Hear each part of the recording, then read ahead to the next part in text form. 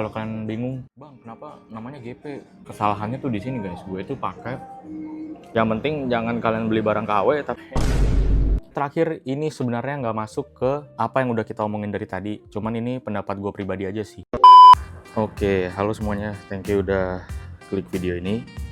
Nah, di video kali ini gue lagi mau ceritain ke kalian nih pengalaman gue sama mobil ini, atau biasa yang kalian kenal tuh GPG K5.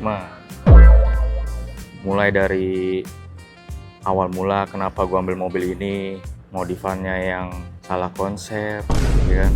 Sampai akhirnya bentukannya jadi kayak gini. Oke, sambil kita ngobrol-ngobrol, gue beli makan dulu.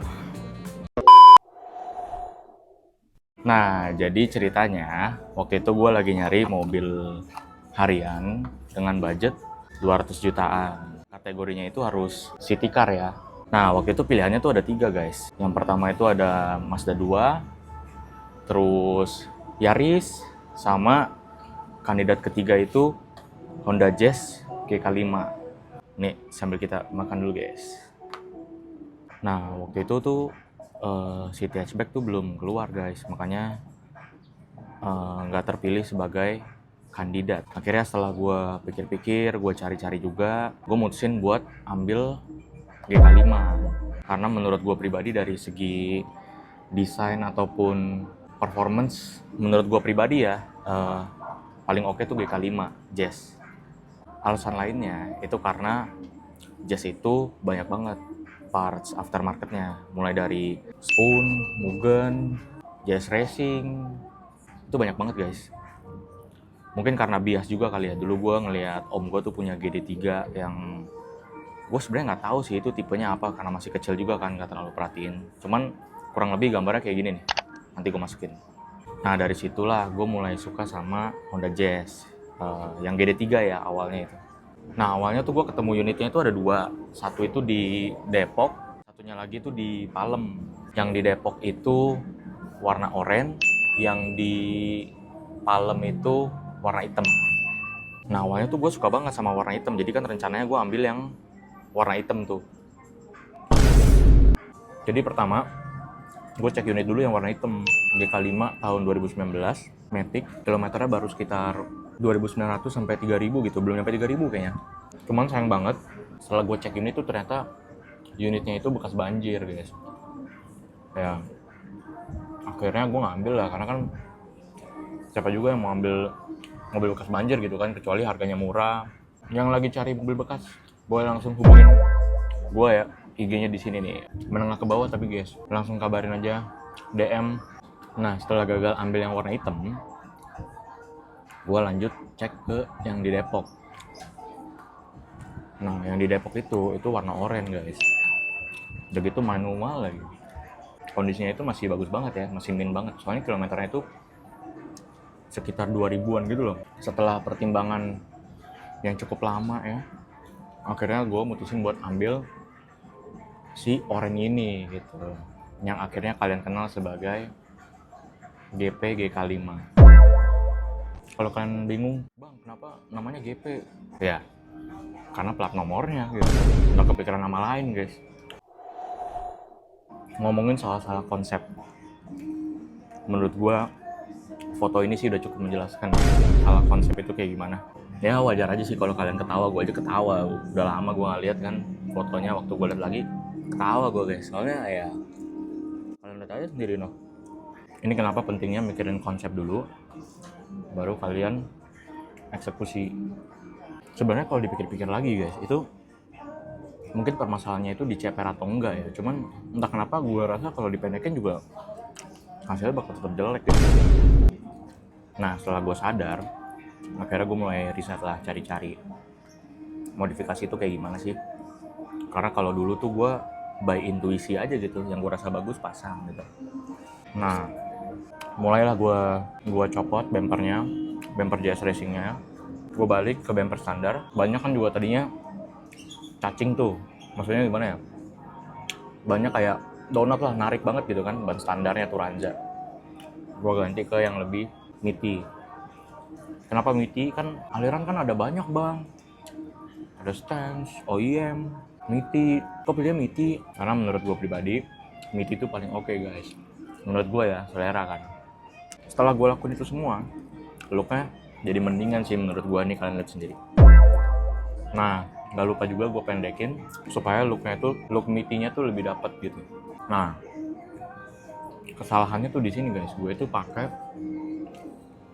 pair custom. Pair custom itu oke, bagus. Tergantung siapa yang bikin.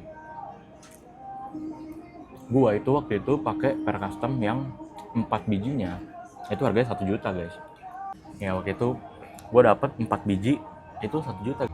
Hasilnya setelah gua pasang itu pair di mobil gua, nggak nyampe sebulan bearing shock gua rontok semua. Sambil gua nabung buat lowering kit yang lebih proper, gua juga nabung buat kap karbon.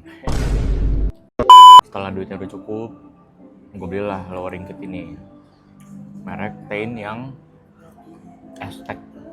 Kan ada dua tuh guys, yang Aztec sama yang Hatek. Kalau yang Aztec itu yang warna hijau, kalau yang Hatek itu warnanya agak kayak kuning emas gitu. Kenapa gue pilih yang hijau? Karena memang lebih banyak orang pakai yang hijau kalau buat handling ya.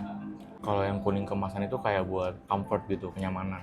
Tain itu yang Aztec ya, terutama di GK itu kalian tingginya itu nggak bisa rata gitu. Jadi pasti kelihatannya agak dongak dikit. Kayak gini fotonya nih. Kan bisa kalian lihat tuh, depannya itu kayaknya seolah-olah lebih tinggi, padahal kalau kita lihat dari sisi belakang itu sebenarnya tingginya sama guys. Cuman gimana kalau kalian lihat dari perbandingan dua foto ini, kelihatan kan udah beda jauh. Dari yang tadinya begini, seenggaknya udah mendingan lah, jadi lebih proper ikutin. Mumpung udah habis juga, sekarang kita jalan. Puji syukur ya, setelah nabung yang lumayan lama, akhirnya gue berhasil ganti nih mobil nih, pakai coilover. Terus juga udah bisa gue upgrade pengeremannya, pakai BBK. Meskipun harganya coilover itu lebih mahal daripada lowering kit, gue tuh gak nyesel guys. Soalnya feedback yang gue dapat itu sebanding gitu dengan harganya. Mobilnya jadi lebih enak dan gak mentul-mentul pastinya. Nah, cuman ini balik lagi ke masing-masing ya. Mau kalian itu pair custom, mau coilover, itu nggak masalah guys. Yang penting jangan sampai mobil kalian tuh jadi rusak. Ya pinter-pinternya kalian lah dalam milih bengkelnya, produknya, dan yang pasti nggak ngerugiin kalian gitu barang itu. Dan jujur menurut gue pribadi pun, kondisi mobil gue yang sekarang itu sebenarnya agak over guys modifannya. Soalnya sabar, jangan langsung panas dulu ya. Soalnya kalau menurut gue pribadi ya, jas itu nggak perlu di otak-atik yang banyak-banyak juga udah ganteng sebenarnya guys. Kalian tinggal pendekin dikit, ganti pelek, itu juga udah cukup banget sebenarnya. Nggak perlu sampai yang kayak gini gitu. Cuman karena waktu itu gue nafsu ya kan. Kalau gue bisa putar balik waktu juga nggak mungkin gue all in kayak begini sih sebenarnya. Kayak misalnya kalian lihat ini grill, cover fog lampnya. Kalau sekarang kan itu kan udah banyak ya yang jual yang KW ya, atau 1:1. Ya meskipun gue nggak nyaranin kalian sih buat beli 1:1 atau KW. Ya karena kan kalau ada harga pasti ada barang ya, kita tahu. Yang penting jangan kalian beli barang KW tapi ngakunya ori. Nah setelah 5 tahun gue pakai ini mobil, jujur belum ada masalah gede sih yang ngebebanin gue. Kayak dari segi perawatan, mesin, kaki-kaki, dan kelistrikan itu masih aman-aman aja guys. Paling yang baru akhir-akhir ini gue rasain tuh di transmisinya sih. Lebih tepatnya di master kopling nih, gemuknya kering ya kan.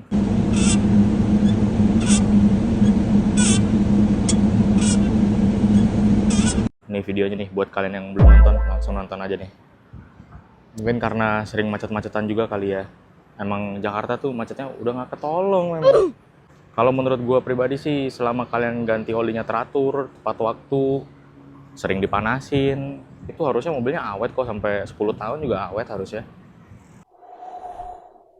Kalian harus pikirin dulu yang namanya konsepnya itu mau kayak gimana.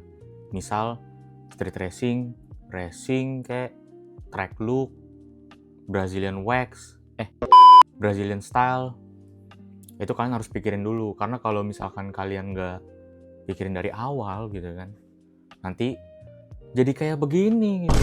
Kan buang duit gitu ya guys jadinya. Yang nomor 2, pastinya kalian itu kalau mau modif harus sesuaiin sama budget kalian. Karena kalian harus tahu barang itu tuh gak bakal kemana-mana. Kalian harus tanamin itu tuh di kepala kalian tuh. Jadi kalian itu harus bisa prioritasin mana yang lebih penting gitu. Yang ketiga, ngerawat mobil itu menurut gue itu gak susah. Yang susah itu konsisten. Contoh kalian ganti olinya teratur, kalian sering panasin mobilnya, kalian sering cuci. Itu pasti kelihatan guys dari mobilnya. Misal kayak cuci mobil aja nih. Si A sering cuci mobil, si B jarang cuci mobil. Itu kan kalau orang lihat aja kelihatan gitu cat yang jarang cuci mobil itu pasti lebih kusam. Itu udah logikanya pasti kayak begitu.